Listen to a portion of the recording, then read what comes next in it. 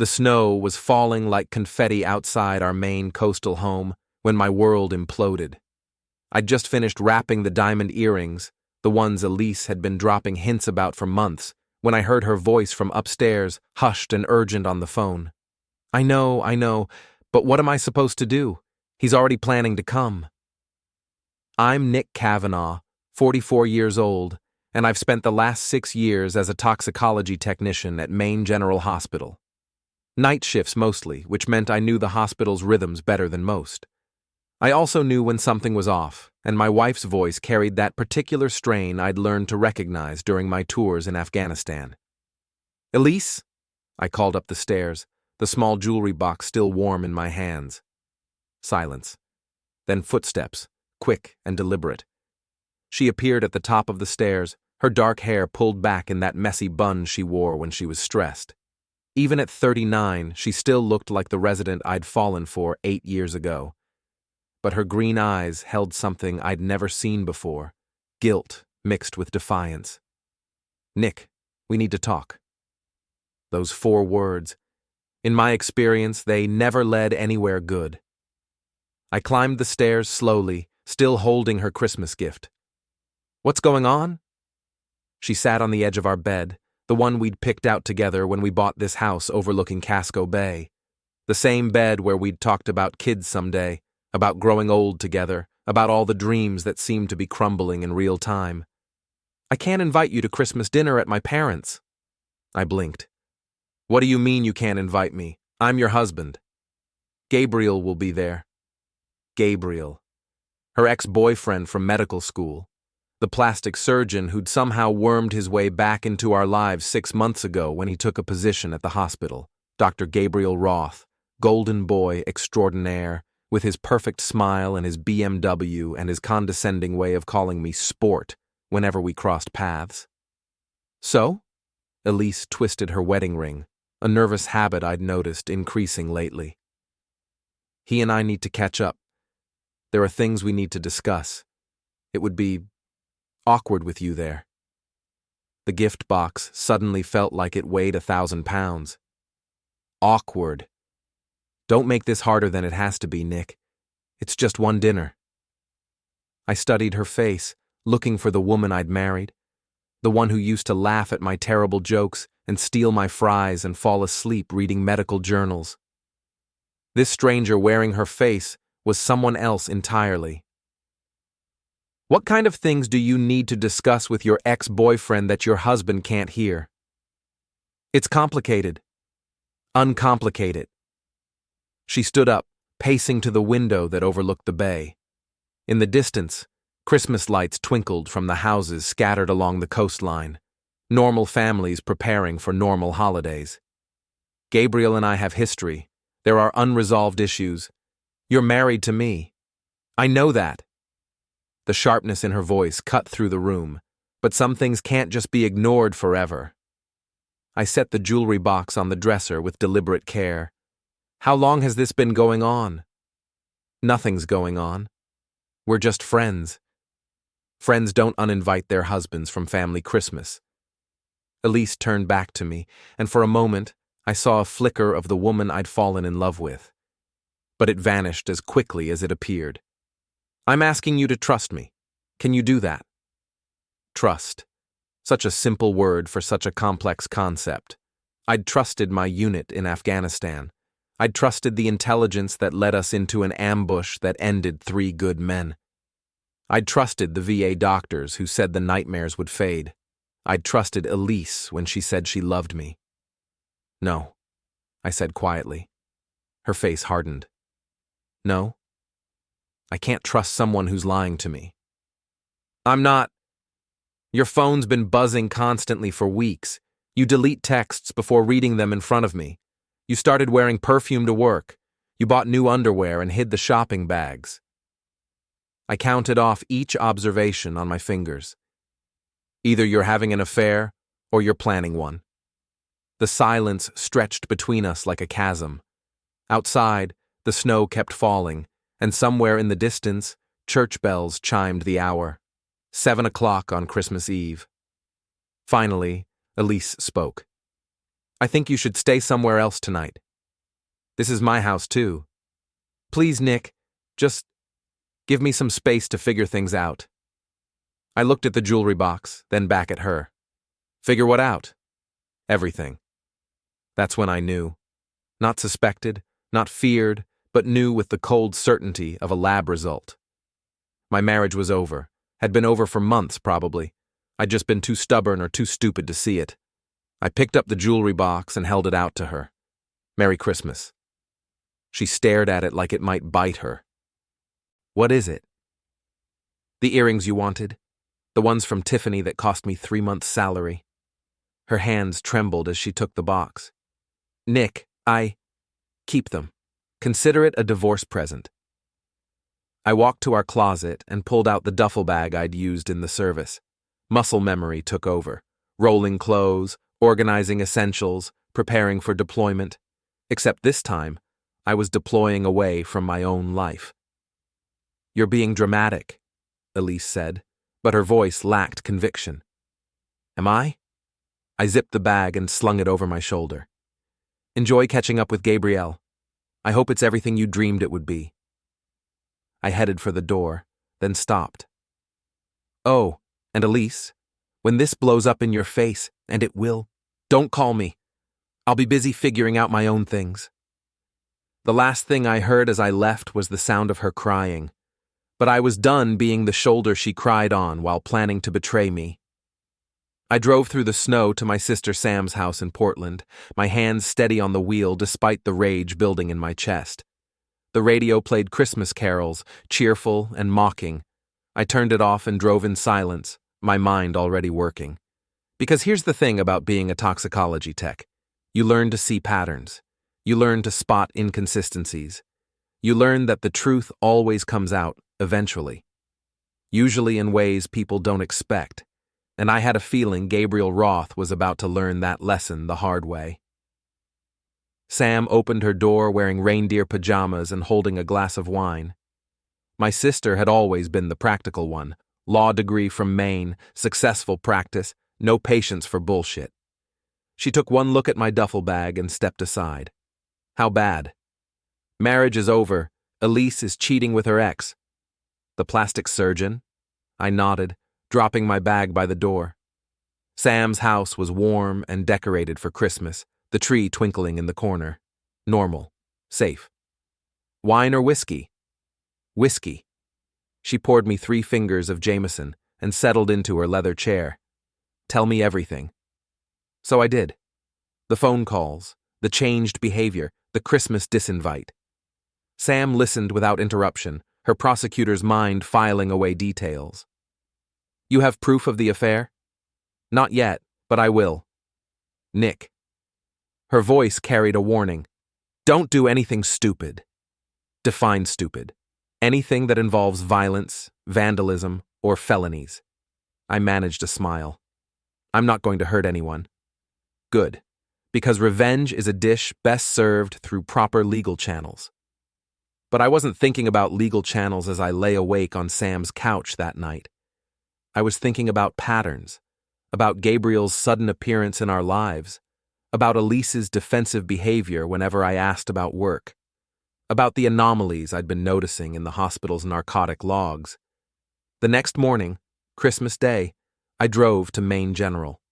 The hospital never slept, and my keycard still worked. Night shift privileges meant I could access areas most people couldn't, especially on holidays when staffing was minimal. I made my way to the toxicology lab, nodding to the skeleton crew manning the emergency department.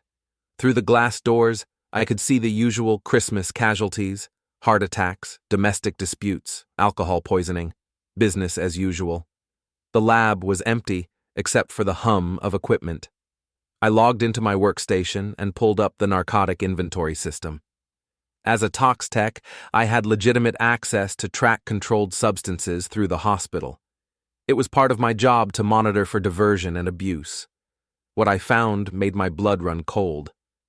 For the past 6 months, coinciding exactly with Gabriel's arrival, there had been consistent discrepancies in the post-operative pain medication orders. Patients were being prescribed standard doses, but the pharmacy logs showed higher quantities being dispensed. The difference was subtle, maybe 10%, but over dozens of procedures, it added up to serious money. I cross-referenced the surgical schedules. Every discrepancy tied back to procedures where Gabriel was either the primary surgeon or consulting physician. And every time, the nursing staff included Mandy Chen, Elise's best friend and frequent lunch companion. My hands moved across the keyboard with practiced efficiency, downloading logs, cross-referencing patient records, building a picture of systematic narcotic diversion. It was elegant, really. Gabriel would order extra pain medication for his patients. Mandy would dispense the full amount, but only administer the standard dose, and the surplus would disappear into the black market. But there was more. I pulled up the morbidity and mortality reports, the internal reviews of patient complications and deaths.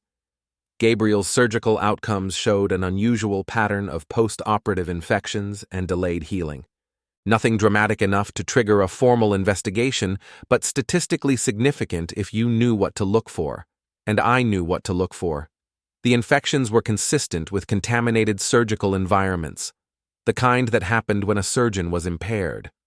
When he was using the very medication he was supposed to be prescribing to patients. I downloaded everything to an encrypted drive, my heart pounding with each file transfer. This wasn't just an affair anymore. This was criminal conspiracy, medical malpractice, and patient endangerment. My phone buzzed, a text from Elise. "Nick, please call me. I made a mistake. Gabriel and I are just friends, I swear. I want to work this out." I stared at the message, then at the evidence on my screen. Friends. Right. I typed back, "Busy. Call you later." But I wouldn't be calling her later. I had work to do. I spent the next 3 hours documenting everything. Patient names, medication discrepancies, surgical complications, staff schedules. The pattern was clear once you knew how to look.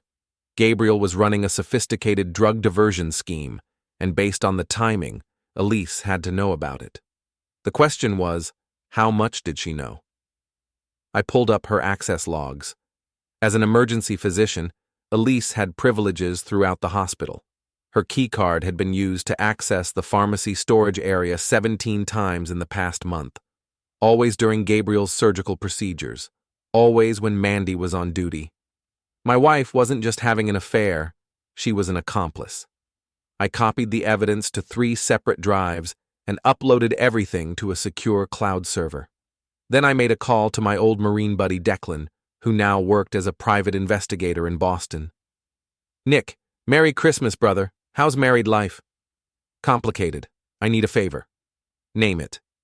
"I need surveillance on my wife and her boyfriend, and I need someone to help me take down a drug ring." Declan's voice sharpened. "You sure about this?" "Dead sure." "Can you be in Portland by tonight?" "Already packing." I hung up and looked at the evidence one more time. Gabriel thought he was untouchable. Hospital golden boy, successful surgeon, stealing my wife and stealing medication with equal arrogance. He was about to learn that some people fight back. My phone buzzed again. Another text from Elise. The dinner was awful. Gabriel was drunk and inappropriate. I realized I don't want him. I want you. Please come home. I almost laughed. Too little, too late. I typed back, "Enjoy your new life. Don't contact me again." Then I blocked her number and got back to work. Declan arrived that evening looking like he'd stepped out of a men's magazine. 6 feet of Irish muscle, wrapped in an expensive coat, with the kind of easy confidence that came from knowing how to handle trouble. We'd served together in Afghanistan, and he'd saved my life twice. I trusted him more than anyone except Sam. "So," he said, settling into Sam's kitchen with a beer, "your wife's screwing a drug dealer." "Allegedly." "Nick, I've seen the evidence. This isn't alleged anything. This is federal crime territory." Sam looked up from her laptop, where she'd been reviewing the files I'd compiled. "The narcotic diversion alone is worth 10 years. Add in the patient endangerment, and Gabriel's looking at serious prison time." "What about Elise? I asked. Depends on her level of involvement. If she was just covering for him, maybe probation. If she was actively participating. Sam shrugged. 5 to 7 years. The thought should have bothered me more, but sitting in my sister's warm kitchen, surrounded by Christmas decorations and the smell of her famous sugar cookies, I felt nothing but cold satisfaction. "What's the plan?" Declan asked. I pulled out a folder containing printed copies of everything I'd found. First, we document Gabriel's activities. I want video evidence of the drug diversion. Then we present everything to the DEA and State Medical Board simultaneously. Why simultaneously? Because I want maximum impact. I want Gabriel arrested publicly, dramatically, and permanently. Sam raised an eyebrow. You want revenge. I want justice. Same thing in this case. Over the next 3 days, Declan and I worked like a military unit. He set up surveillance on Gabriel's downtown condo, documenting his visitors and activities. I continued monitoring the hospital systems, tracking every narcotic discrepancy and building an airtight case. What we found exceeded my worst expectations. Gabriel wasn't just diverting medication for personal use. He was running a distribution network that supplied half the recreational opioid market in Portland. His clients included other medical professionals, local dealers, and even some of his own patients who'd become addicted to pain medication.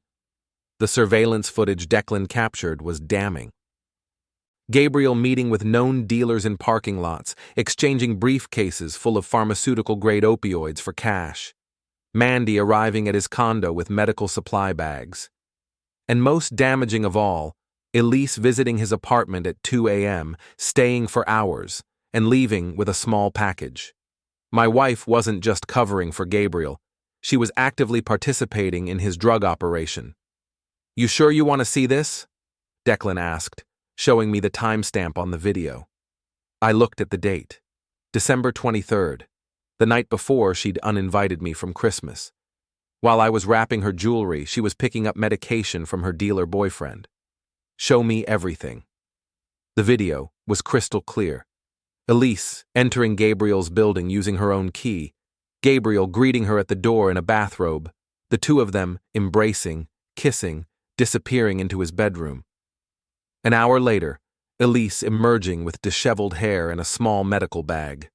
I watched my marriage die in high definition. "I'm sorry, brother," Declan said quietly. "Don't be.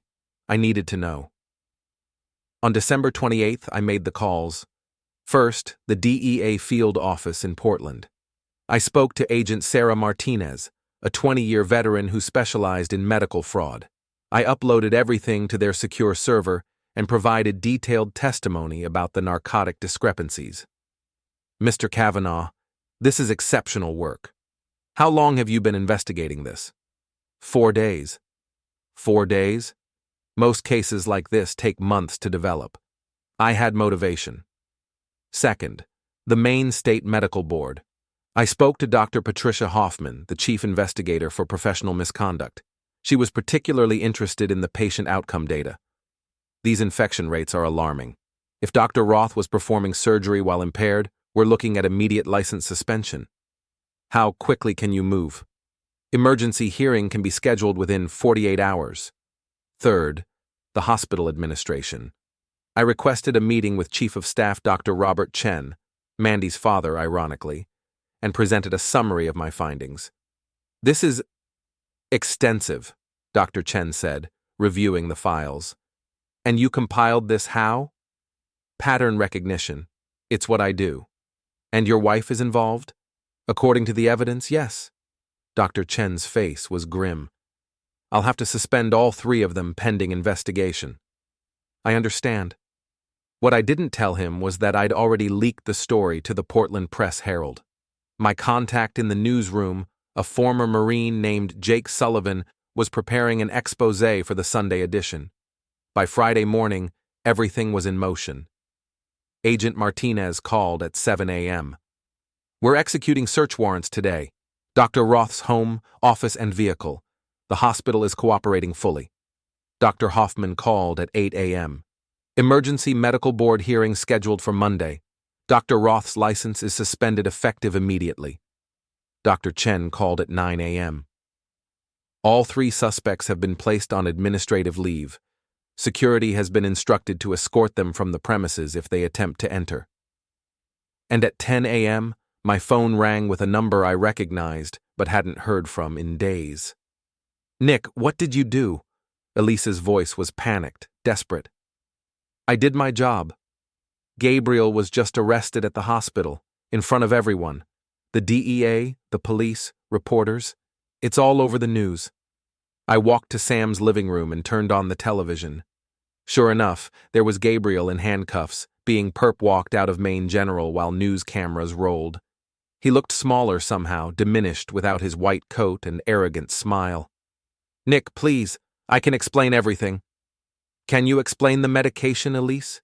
Can you explain the patients who suffered complications because your boyfriend was high during surgery? Can you explain why you were at his apartment picking up narcotics while I was home wrapping your Christmas present?" Silence. "I have video, Elise. I have financial records. I have pharmacy logs. I have everything." "You've been spying on me?" The audacity was breathtaking. "I've been investigating criminal activity. The spying was just a bonus. I never meant for this to happen. You meant for all of it to happen. You just didn't mean to get caught." I hung up and blocked her number again. On the television, the news anchor was explaining the charges: conspiracy to distribute controlled substances, medical fraud, patient endangerment, federal charges that carried mandatory minimum sentences. My phone buzzed with a text from an unknown number. "This isn't over. You have no idea who you're messing with."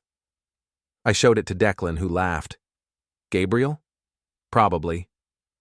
Want me to pay him a visit?" "No need. He'll be in federal custody soon enough." But I was wrong about that. Gabriel made bail that afternoon, courtesy of his wealthy family and expensive lawyers. And that evening, he made a mistake that would cost him everything. Gabriel's mistake was thinking he could intimidate me. I was leaving Sam's house Saturday morning when I noticed the black BMW following me. Gabriel wasn't subtle about it. He wanted me to know he was there. When I pulled into the parking lot of a coffee shop, he parked right behind me. He got out of his car wearing surgical scrubs and a white coat, as if he was still a practicing physician instead of a suspended drug dealer out on bail. His face was flushed with anger and what I suspected was chemical enhancement. "You son of a bitch," he said, loud enough for other customers to hear. I sipped my coffee and leaned against my truck. "Morning, Gabriel. Shouldn't you be meeting with your lawyer? You think you're clever? You think you've won? I think you're violating the terms of your bail by harassing a federal witness." That stopped him for a moment. Gabriel was smart enough to know that threatening me could land him back in jail, but apparently not smart enough to stay away. "This is all a misunderstanding," he said, lowering his voice. "The pharmacy discrepancies, the patient complications. There are explanations for everything. I'm sure there are. Save them for your trial. Elise had nothing to do with any of this. The surveillance video suggests otherwise." His face went pale. "What video?" I pulled out my phone and showed him a still frame from Declan's footage, Gabriel and Elise embracing outside his apartment building. "This video, and about 6 hours of additional footage showing you two conducting business together." Gabriel's hands were shaking now, and not from the cold. "You can't use that. It's invasion of privacy. Public street, public building, no expectation of privacy. I'd learned that from Sam. But here's what I find interesting, Gabriel. You're more worried about protecting Elise than yourself. Why is that? Because she's innocent? Or because she knows where the bodies are buried?" I finished my coffee and started walking back to my truck. Gabriel followed, his voice getting more desperate. "What do you want? Money? I can pay you to make this go away." I stopped and turned around. "Did you just offer to bribe a federal witness?" No, I just meant..." "Because that's another felony. Obstruction of justice, I think." Gabriel's face crumpled. Please, I'll do anything. I'll leave town, I'll never contact Elise again. Just make this stop. For a moment, I almost felt sorry for him. Almost. You should have thought about that before you started stealing medication and sleeping with my wife. I got in my truck and drove away, leaving Gabriel standing in the parking lot looking like a broken man. But I wasn't done with him yet. That afternoon, I got a call from Agent Martinez. Mr. Kavanaugh, we've completed our search of Dr. Roth's properties. What we found is extensive. How extensive? Enough medication to supply a small city, financial records showing over $2 million in illegal transactions, and something else, patient files containing personal information that Dr. Roth was apparently using for blackmail. Blackmail? Wealthy patients with embarrassing medical conditions, politicians with addiction problems. He was extorting them for money and favors. The scope of Gabriel's operation was staggering. This wasn't just drug dealing. It was organized crime with a medical degree. There's something else, Agent Martinez continued. We found correspondence between Dr. Roth and your wife. Email chains discussing patient schedules, medication orders, and what appears to be coded language about drug distribution. My stomach dropped. How bad is it? Bad enough that we'll be arresting Mrs. Kavanaugh tomorrow morning. I sat in my truck outside the coffee shop, watching normal people live their normal lives, and tried to process what I'd just heard. Elise wasn't just having an affair or covering for Gabriel. She was a full partner in his criminal enterprise. My phone rang. Elise's number somehow unblocked. Nick, I need to see you. There are things you don't understand. Like what? Like the fact that I was trying to stop Gabriel, not help him. The emails suggest otherwise. Silence. Then, you read my emails? The DEA read your emails. I just provided the evidence. Meet me tonight. The old pier at Eastern Waterfront. I can explain everything. I almost said no. Almost hung up and let the federal agents handle it. But curiosity got the better of me. 9 o'clock. Thank you, Nick. I know you don't believe me, but I love you. I've always loved you. The line went dead. I called Declan. I need backup tonight. Where? Eastern Waterfront. Elise wants to meet. That's a terrible idea. Probably. But I need to hear what she has to say. Fine. But I'm bringing recording equipment. The old pier was deserted when I arrived, fog rolling in from Casco Bay and muffling the sound of the city. Elise was already there, standing at the end of the dock in a heavy coat, looking like a figure from a noir film. Thank you for coming, she said as I approached. Talk. Gabriel threatened me. 6 months ago, when he started at the hospital, he found out about my prescription pad theft in residency. You remember? I told you I had to pay back the hospital for forged prescriptions? I remembered. Elise had claimed it was a one-time mistake, stress from residency, and she'd made full restitution. He said he'd report me to the medical board unless I helped him with his operation. I didn't have a choice. You always have a choice. Do you? Did you have a choice when you reported him to the DEA? That's different. Is it? We both did what we thought we had to do. I studied her face in the dim light from the street lamps. The affair? Part of the arrangement. He wanted everything from me. And you gave it to him. I gave him what I had to give to protect my career, my marriage, my life. For a moment I wanted to believe her, wanted to think that my wife was a victim instead of a criminal. But the evidence was too strong, the pattern too clear. The emails, Elise. You weren't being coerced. You were planning drug distributions, coordinating with dealers, managing money transfers. I was documenting everything. I was building a case against him. Bullshit. I have proof. She pulled out a flash drive. Everything's on here. My real communications with the FBI field office in Boston. I've been working as an informant for 3 months. I stared at the drive. You're lying. Check for yourself. I took the drive, but I didn't believe her. Couldn't believe her. The woman I'd married wouldn't have gotten involved with drug dealers, wouldn't have participated in a criminal conspiracy, wouldn't have betrayed our marriage for any reason. But then again, the woman I'd married wouldn't have uninvited me from Christmas either. It's too late, Elise. Even if you're telling the truth, it's too late. No, it's not. We can fix this. We can start over. I don't want to start over. I want to finish this. I turned and walked away, leaving her standing on the pier in the fog. Behind me, I heard her calling my name, once, twice, then silence swallowed by the damp night air. I didn't look back. The next morning, I watched the news coverage of Elise's arrest from Sam's living room couch. Grainy footage showed her being led from the hospital in handcuffs, coat draped over her shoulders like a defeated cape. She looked smaller, more fragile than the woman who'd once laughed in our kitchen over burnt pancakes. But I felt nothing except a cold, final sense of completion. No rage, no sorrow. Just the quiet click of a door locking behind me forever. My phone rang. Agent Martinez. Mr. Kavanaugh, your wife's lawyer is claiming she was working as an FBI informant. Any truth to that? She gave me a flash drive last night. Said it had proof, records, names, everything. We'll need to examine that immediately, but I should tell you, we have no record of Mrs. Kavanaugh as an informant. If she was cooperating with federal agents, it wasn't us.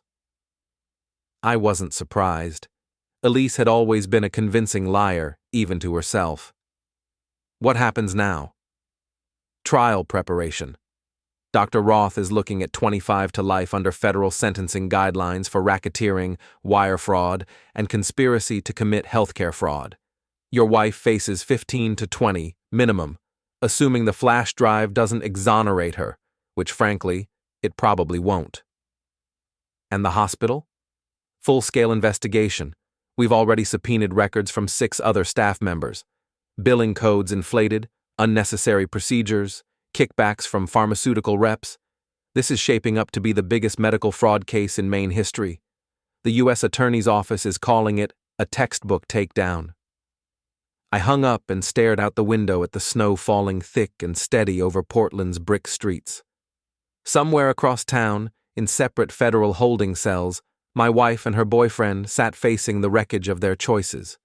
Greed had seemed so clever until the cuffs clicked. I should have felt victorious. Instead, I felt empty, like a house after the last guest leaves and the lights go out. But that was about to change. Sam handed me a mug of coffee without asking. You okay? No, but I will be. 2 weeks later, the flash drive proved exactly what Agent Martinez suspected. A clumsy, last-minute fabrication. Doctored spreadsheets, timestamps that didn't match server logs, emails Elise had backdated. The prosecutor called it pathetic theater. Elise's plea deal evaporated. She'd face trial alongside Roth, no informant protection, no reduced sentence. I sold the house in 1 weekend. The realtor didn't ask why I wanted it gone so fast. I packed only what fit in the truck, books, clothes, a few photos I still couldn't bring myself to throw away, and drove north. Bar Harbor in winter is quiet, almost austere. The tourist crowds vanish, leaving the coastline to locals and the occasional gull. I rented a small cabin overlooking Frenchman Bay. No television, spotty cell service, just the rhythm of waves and wind against the windows. For the first month, I barely spoke to anyone. I walked the carriage roads in Acadia until my legs burned, chopped firewood until my hands blistered, read novels I'd always meant to finish. The emptiness didn't disappear, but it stopped feeling like punishment. It became space. One afternoon in March, as the ice began to crack on the bay, I found an old wooden kayak in the shed behind the cabin. I spent 3 days sanding and varnishing it, working slowly, deliberately. When I finally launched it into the cold water, the paddle felt foreign in my hands at first. Then muscle memory returned, not from Elise, not from the life I'd lost, but from summers long before her, when the world was simpler. I paddled out past the Porcupine Islands, letting the current carry me. For the first time in years, I didn't think about betrayal or court dates or what-ifs. I just moved with the water. Back on shore, my phone, left charging on the porch, showed a voicemail from Agent Martinez. Thought you'd want to know. Roth took a deal. 28 years. Your ex-wife pled guilty this morning. 18 years. No parole eligibility for the first 12. The hospital's board resigned. New ownership is cleaning house. You helped make that happen, Greg. If you ever want to talk about it, well, you know where to find me. I didn't call back. Instead, I built a small fire in the stone pit outside the cabin. As the flames caught, I opened the last box I'd brought from Portland, a single envelope containing the wedding photos I'd never framed. One by one, I fed them to the fire. Not out of anger, out of release. The snow had melted. Crocuses were pushing through the damp earth. Somewhere far south, trials would drag on, headlines would fade, and lives would continue unraveling in fluorescent-lit courtrooms. Here, though, the seasons kept their promises. I wasn't whole yet. Maybe I never would be. But I was moving forward, slowly, steadily, like a kayak gliding across open water.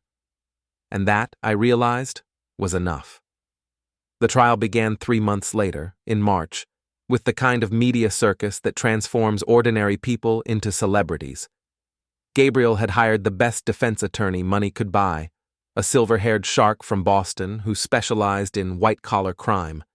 Elise's family had mortgaged their mansion to pay for her legal team. I had a front-row seat to watch it all fall apart. The prosecution, led by Assistant U.S. Attorney Jennifer Walsh, methodically presented the evidence I'd helped compile. Pharmacy records, surveillance footage, financial transactions, patient files. The picture that emerged was of a sophisticated criminal enterprise that had operated for months under the cover of legitimate medical practice. Gabriel's defense strategy was predictable: blame everyone else. He claimed Mandy had manipulated the pharmacy records without his knowledge. He claimed Elise had seduced him into the scheme.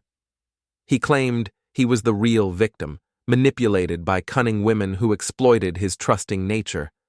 It was pathetic and transparent, but his lawyer sold it with conviction. Elise's defense was more creative. Her attorney, a sharp-dressed woman named Rebecca Stone, painted her as a victim of domestic abuse, not from me, but from Gabriel. According to their narrative, Gabriel had systematically isolated Elise from her support system, threatened her career, and coerced her into criminal activity through a combination of blackmail and psychological manipulation. It was almost believable. Almost. On the third day of trial, I was called to testify. "Mr. Kavanaugh," Attorney Walsh began, "please describe your role in uncovering this conspiracy." I explained my work as a toxicology technician, my access to hospital records, and the pattern recognition that had led me to investigate the narcotic discrepancies. "What motivated you to begin this investigation?" "Personal suspicion about my wife's relationship with Dr. Roth." "You suspected an affair?" "I suspected something. The affair was just the beginning." Walsh walked me through the evidence, each document and video clip building the case against Gabriel and Elise. I testified with clinical precision, sticking to facts and avoiding emotion. Gabriel's lawyer, Thomas Brennan, was less restrained during cross-examination. "Mr. Kavanaugh, isn't it true that you initiated this investigation out of jealousy?" "I initiated it because I noticed irregularities in controlled substance records." "But your real motivation was revenge against your wife and her lover?" "My motivation was preventing patients from being harmed by impaired physicians." "You've been treated for post-traumatic stress disorder, haven't you?" I felt the familiar tightness in my chest, but kept my voice steady. "Yes." "Including paranoid ideation and difficulty trusting others?" "Objection," Walsh said. "Relevance?" "Goes to the witness's credibility and mental state," Brennan replied. "I'll allow it," Judge Harrison said. "Mr. Kavanaugh, Is it possible that your mental health issues caused you to misinterpret innocent interactions as evidence of conspiracy? I looked directly at Gabriel, who was watching me with desperate hope. No, the evidence speaks for itself. But you admit you were predisposed to suspect your wife of betrayal. I was predisposed to notice when narcotic counts didn't match prescription records. Everything else was just documentation. When Elise's attorney cross-examined me, she took a different approach. Mr. Kavanaugh, did your wife ever express fear about Dr. Roth's behavior? No. Did she ever ask for your help or protection? No. In fact, she kept you completely unaware of what was happening, didn't she? She kept me unaware of her criminal activity, yes. Or she kept you unaware of her victimization. I paused, considering the question. If my wife was being victimized, she had resources. She could have gone to hospital administration, the police, the FBI. She could have told me. But if she was being threatened, she might not have felt safe doing any of those things. She felt safe enough to conduct drug deals and sleep with her supposed abuser. Objection, Stone said. Argumentative. Sustained. But the point was made. The prosecution's case was overwhelming. Financial records showed Gabriel and Elise had split nearly $2 million in drug proceeds over 6 months. Surveillance footage showed them meeting with known dealers. Patient records documented the medical complications caused by Gabriel's impaired surgical performance. Most damaging of all were the recorded phone calls. Gabriel, desperate to maintain his drug supply while under investigation, had continued making deals from jail. The FBI had recorded everything. I need you to tell Elise to move the product, Gabriel said in one call to Mandy. The storage unit on Commercial Street. She has the key. Gabriel, this is crazy. They're watching everything. Just do it. We can beat this if we stay smart.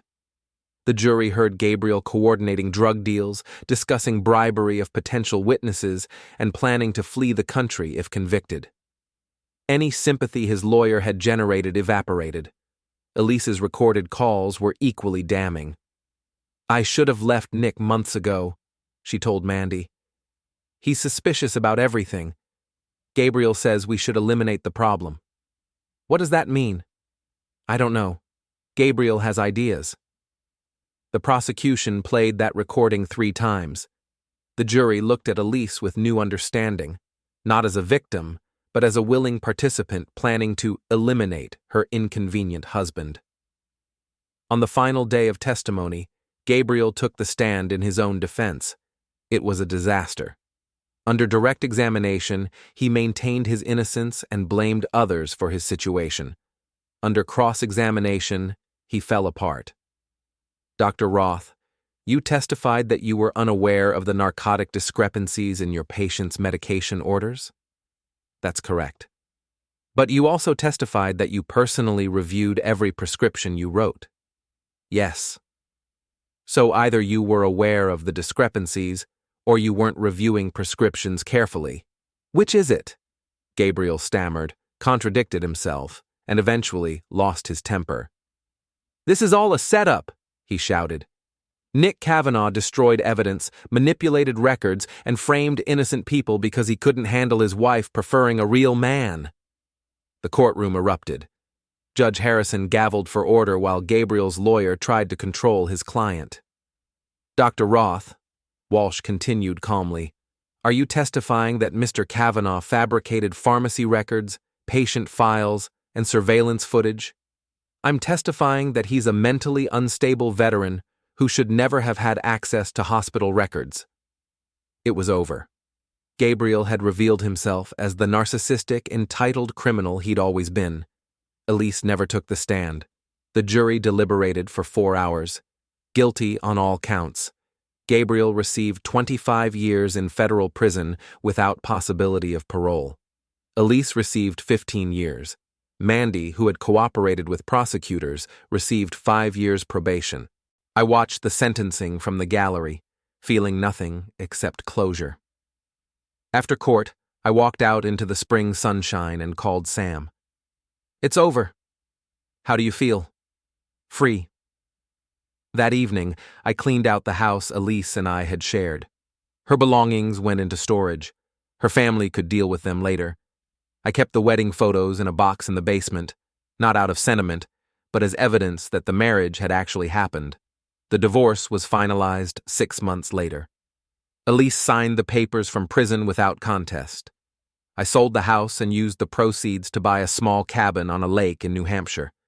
Close enough to visit Sam, far enough to start over completely. The hospital offered me a promotion and a raise for my role in uncovering the drug ring. I declined and took a position with the state crime lab instead. Better pay, normal hours, and no memories of Elise walking the halls. On the first anniversary of Gabriel's arrest, I received a letter forwarded from my old address. Nick, I know you'll never forgive me, and I don't expect you to, but I want you to know that I never stopped loving you. What happened with Gabrielle was weakness, not malice. I hope someday you can find happiness. Elise. I burned the letter without finishing it. Some bridges once burned should stay that way.